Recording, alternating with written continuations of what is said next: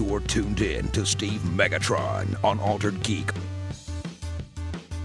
Hello and welcome to Altered Geek. I'm your host, Steve Megatron Phillips, and jumping into this episode, we're going to be talking about some stuff of nostalgia. What are you talking about nostalgia for? Well, we're going to be discussing the importance of preserving history and history of things such as video games or movies or content in that nature. So I, funny enough, saw an article on Twitter about preserving geek history in a sense. And it kind of struck me because we, as a society, are moving into the digital streaming age, digital downloads, digital everything. So physical content doesn't really hold a candle anymore, which is kind of surprising. I mean, I kind of expected it, but at the same time, not so much. But anyways, they had this discussion going. CNET posted something, and then on Twitter, Android Sophia was kind of talking about it's staggering how much of video game history is not preserved. Putting it into numbers, there are 721 North American SNES games, and before the Wii store shut down, only a meager 74 titles were preserved on Virtual Console. That number is now 51 on the Wii U. And she says, for anyone keeping track, that's roughly 10% of the entire SNES library preserved at its prime. And then examples of games that were never re-released on the SNES were like Illusions of Gaia, Goof Troop, Top Gear 3000, Tiny Toon Adventure, Buster Bust Loose, Metal Combat, Falcon's Revenge. And then basically saying that the point is that there are some amazing titles out there that are not legally preserved in any means, and the only reason we have preservation of them is thanks to pirates and EMU devs. And it's really sad. And this is coming after light of Nintendo kind of cracking down on emulator people, like people that had these emulator websites where you could download retro games. And what essentially transpired is that Nintendo began cracking down on retro game downloads, seeking $150,000 on a variety of different sites. I don't understand why they want to completely erase them. Like, I get it if they were selling this stuff, and I get it that it's technically not legal because they're emulated. But at the same time, if they're going to do absolutely nothing with them and people cannot buy them, not that people won't, because people love nostalgia and love playing old games, I just don't understand it. I mean, I understand that it's their property, but at the same time, I don't understand why they haven't done anything else with it. So on one website, Motherboard, they said Nintendo's offensive, tragic, and totally legal erasure of ROM sites. It says the damage that removing ROMs from the internet could do to video games as a whole is catastrophic. And as somebody who used to own a emulator website back in the early 2000s, I didn't really have them up for others per se. It was more so for fun and the fact that I had my own emulator site and I didn't have to have them on my computer. They were housed on the internet. So if I was somewhere else, I could download them or whatnot. It was more so for that. It was like my own personal Google Drive with a cool website that went with it. Which cool website at the time is not cool. I developed it in Microsoft Front Page. But it was, I kind of got exposed to it in the late 90s, early 2000s. And I somewhere still have a CD with some of them on it. I had the Emulation Archive, which was started from my Dragon Ball Z website. Majin Phillips and Bibi Kilburn, or Majin Vegeta and Baby Gogeto's Dragon Ball Z GT website. Very long name. I later changed it to the Cyber Dragon Ball, which again was going to be a podcast, and that got blown out of the water. But it was a sidestep website from that, and the Emulation Archive was essentially all my favorite SNES, Sega, Game Boy, and a couple of other games. I think I had like Mega Man X, all the Mega Man X games up to like X4, because I couldn't get anything PlayStation and above or PlayStation 2. So, but anyways, kind of getting back to this, it says in July, Nintendo sued two popular ROM sites, Love ROMs and LoveRetro.co, which tells you how long I've been out of the game because I've never heard it either, for what it called brazen and mass scale infringement of Nintendo's intellectual property rights. Both sites have been shut down. Another big 18-year-old ROM site, Emu Paradise, which that one I know. That's where I got majority of my stuff back in the day. Said it would no longer be able to allow people to download old games due to potentially disastrous consequences. Even though Nintendo has every right to enforce its copyrights, some of the people say that it's sad to see the company go after ROM sites for the acronym for read-only memory, which hobbyists dump from the original cartridges onto computers to create ROM images, digital copies, in other words. And it's kind of sad that they did this. It's just some of them are sent directly to their hosts initially to get them shut down. Same time, like, I kind of think it's crap that Nintendo's even doing this. And like I said, I get that they own the intellectual property for the games when people pirate them instead of buying them. Especially when it comes to games on like a Nintendo Super NES Classic Edition, or downloading a copy from one of its digital storefronts. Then they're actually losing money, but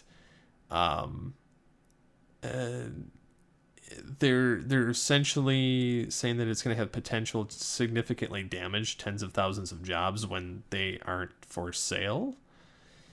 So there's really no way that it's damaging unless it's something that's currently being sold. I don't get that. I'm not sure what you guys think on it, but I think it's kind of crap. Like, if Nintendo's not going to publish them,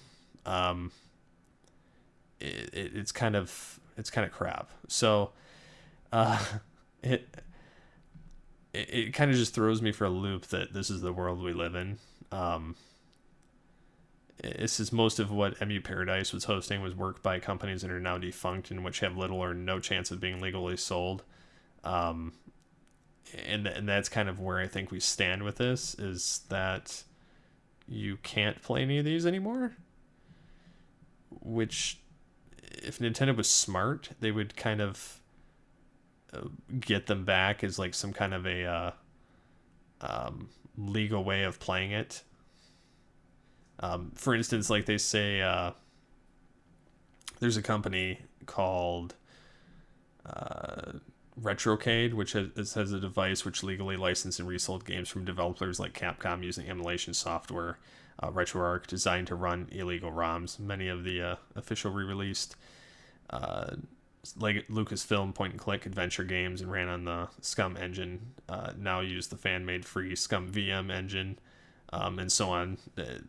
I don't know. I think this is just kind of a crapshoot that Nintendo's just like, oh, how can we get free money? It's because, again, I don't see the terrible difficulty in doing this if you're not selling the product that people want. It's like when you record those movies off of, like back in the day when you could record the movies off of like Family Channel.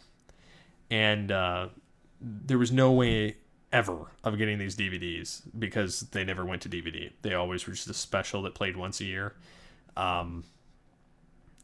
And that was the only way you could see it. So like there was one year, my wife had told me about a movie called Christmas Every Day. And it's your typical Groundhog Day, but with Christmas. And it was one of the first ones that kind of were out in the 90s.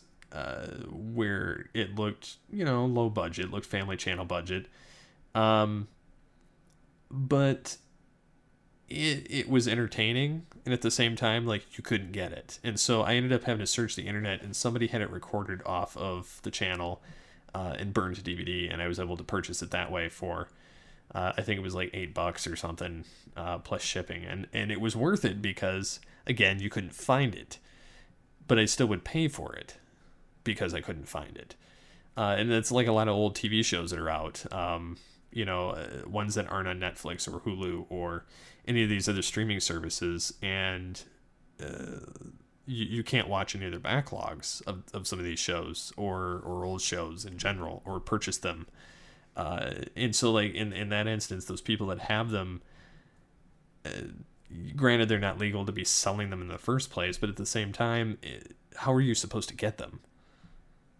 Like, that's kind of the conundrum I see this as. If they're that worried about losing money,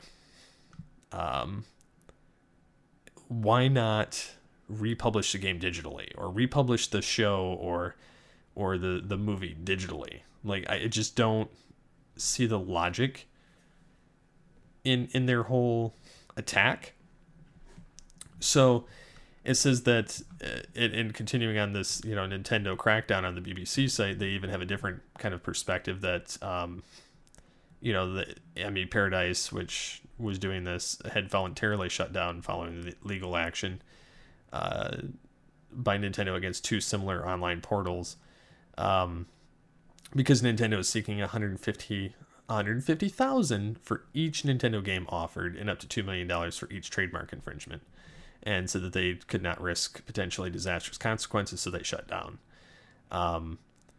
It says that they run Emmy Paradise for the love of retro games and for you to be able to revisit those good times. Unfortunately, it's not possible right now to do so in a way that makes everyone happy and keeps us out of trouble, wrote their founder. And so, yeah, it's, again, it says both sites are now closed, but offered games originally designed for a number of classic consoles, including those by Sega, Sony, and Atari, which we're not going after them.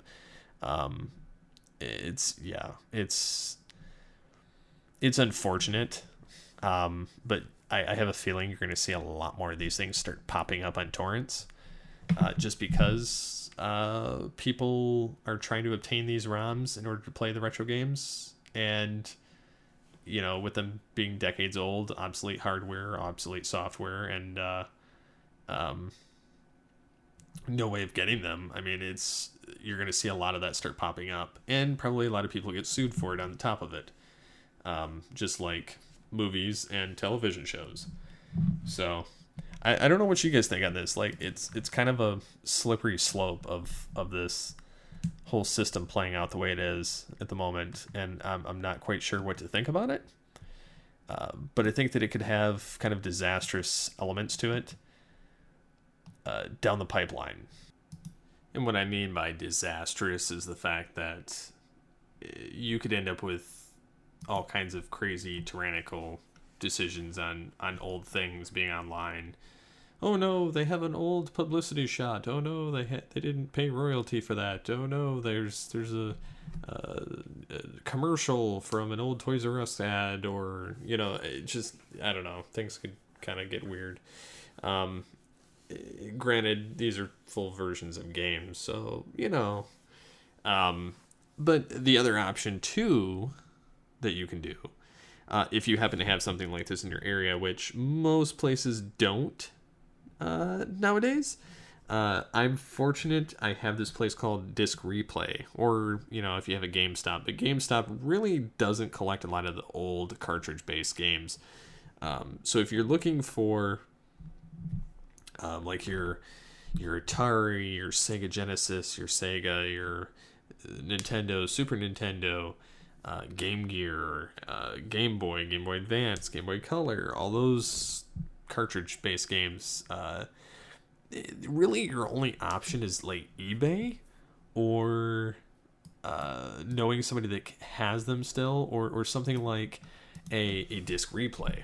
And Disc Replay, for those that are not aware of them, they're kind of based around in different areas, and they have like the mother load of like movies. They sell electronics, they sell they kind of have, not only the game consoles of like every game console known to man, movies and TV series. They sell, used tablets, Apple products, whether it's computer, tablets, phones, iPods. They sell laptops, fitness trackers, smartwatches, streaming devices, cameras, GoPros, Amazon Echoes, water cameras, graphing calculators, gaming mice, keyboards, microphones, speakers, Bluetooth speakers, car speakers, sound bars, 1080p and 4K HD TVs, flat screen monitors. As a matter of fact, I traded in the majority of my DVD collection and got a 27-inch Asus flat screen monitor, and it's awesome. It's much better quality picture and color than my other monitor, which is nice. It's HDMI, and it was like $130, which, not bad. I mean, it was my monitor is like a $300 monitor, so because it's gaming, and they sell my exact Blue Yeti microphone up there because I was just up there the other day. My wife and I still had like $35 worth of credit in store. And we were like, we need to spend this because we traded in a lot of movies and games and game consoles and everything else in the past. And they, mind you, Disc Replay, Mega Replay, and Disc Traders, all the same business. They exist in various locations. Basically, they exist in Illinois, Indiana, Iowa, Michigan, and Ohio. So if you're anywhere else, you're kind of SOL.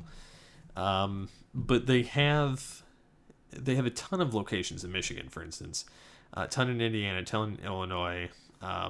They're getting one in Ohio. They've got one in Iowa. It's, they like I said, they have everything known to man in their digital. They have controllers. They have everything. And we bought our second water camera there. I unfortunately lost that one. We bought our Kindle Fire there. We bought my monitor there. I just bought an 8 gig iPod Nano. Mind you, I'm not an iPod fan or an Apple fan, but I needed to use the credit, and it was going to give me the most bang for my buck. So I got this iPod Nano, which was previously used on a Mac, so I had to reformat it and then reinstall it with iTunes, and then I was able to load podcasts to it, some of my music library. So it has its uses. But anyways, so really these are the only options you have, is finding a place like this. And I know that Disc Replay isn't the only option. I know that there are other places. I mean, it's basically like the modern day Funko-Land, except it's modern. It's not like a GameStop Lite. And like I said, they carry like Atari, NES, SNES, N64, Sega Master Systems, Genesis, Saturn, Dreamcast, PS1, 2, 3, 4, Xbox 360, and 1, Wii U, and, like I said, just about everything. I think they even have Commodore 64s in mine. Like, it's pretty wild. Sometimes I go in there just to look, to be honest, and then other times it's, interesting to see things. But they have posters, they have comics, they have just a lot of stuff in there. And I guess if you're going to do it legally, that's really the only way you can go about it, is finding a shop like this and purchasing from them. And it really is the only legal way to get it. I mean, emulation, I always saw it as kind of a gray area anyway, and it was more so if you own this, you can use it as a backup. You were never actually supposed to just pirate the games outright. I used to have, like, what was it? I had all the Mega Man X games. I had every Dragon Ball Z game that was disc-based system. It was all cartridge-based. I had all the Pokemon games. I had Streets of Rage 1, 2, 3, Ninja Turtles, Hyperstone Heist, various other ones like that. One of these days I'll have to get out my flash drive because I converted everything over to a flash drive, and I think I still have some of that. Just to see what I have and maybe pull up like a copy of it, or at least the old website that I used to have. I can't for the life of me remember the old URL that it was under to even bother looking it up. But yeah, it's definitely a different time, and it's unfortunate, but it's, we're kind of in that era of you're just not allowed to do things like that anymore. We're not in the internet Wild West. We're in the sophisticated era where we have to do things the right way every single time. And, again, I get Nintendo's viewpoint, but I also get the other people on the emulation side because, again, it's just they don't give you any options. So it's either buy it from somewhere that's reputable like that, or have it, or buy it on eBay, or it just goes to the way of the internet junk file. It just goes in the delete and the recycle bin, and it's gone, and it's just part of history that you just kind of have to remember. It's unfortunate, but it happens, and so yeah. So until next time, you can reach out to the show on the Twitters at SCP21, or you can reach out at Altered Geek. You can comment on iTunes, which would be awesome. Give some feedback. If you'd like to give feedback or questions, comments, suggestions to the podcast, feel free to do so on feedback at alteredgeek.com. And until next time, get altered, get geeky with the Altered Geeks.